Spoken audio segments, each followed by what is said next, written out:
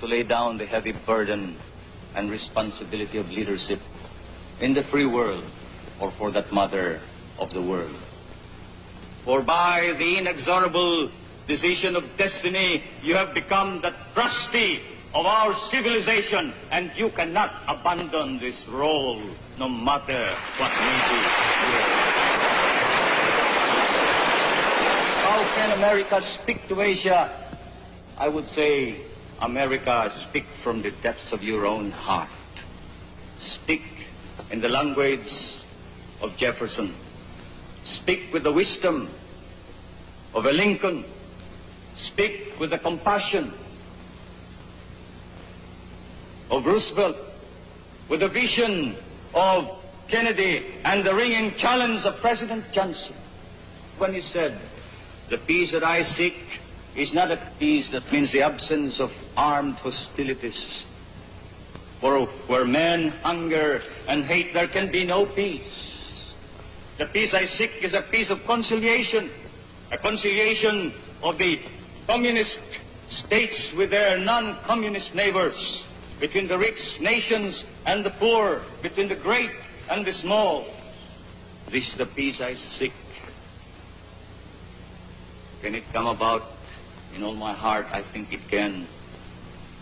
We have far to go. We have far to journey." Addressed in these accents, America, Asia will listen to you. And confronted with these challenges, Asia will respond.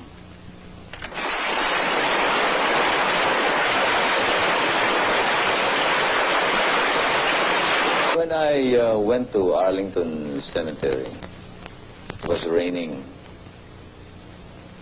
and I was reminded of it being many days to stay in a foxhole, the water up to your knees, and wondering how many boys of my age when I was a soldier were now in foxholes doing the same thing, eating and sleeping in the foxhole. And then, as I saluted the tomb of the unknown, one thought entered my mind: there, but for the grace of God, lies I. When I went to the U.S. Congress, I kept telling myself, these are hard-headed politicians.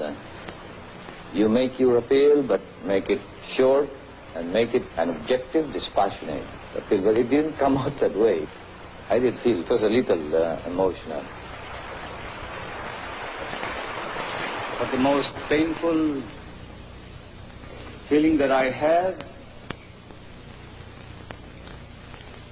is that which I felt when I talked to my former comrades in the war. For they scoffed at our medals and laughed at our scars. Especially one particular scar that I bear with pride. With as much pride as any decoration that has been granted me. A scar from a wound I received in attempting to save the life of an American comrade. "Where is your American friend now?" they asked me. "He is dead, and with him have died all our dreams." Yes, he was my American comrade. And he was a blood brother, for he fought in my native land. We were surrounded, as open we were. We had to break out. And in breaking out, I saw him fall and try to crawl to safety. I returned to him only to fall beside him, the blood of Filipino and American commingling in Philippine soil. As I cradled him in my arms towards a foxhole, he said, "I die, but go tell them back home, you who will live. Tell them that I die with only one regret, and that is that America has failed us."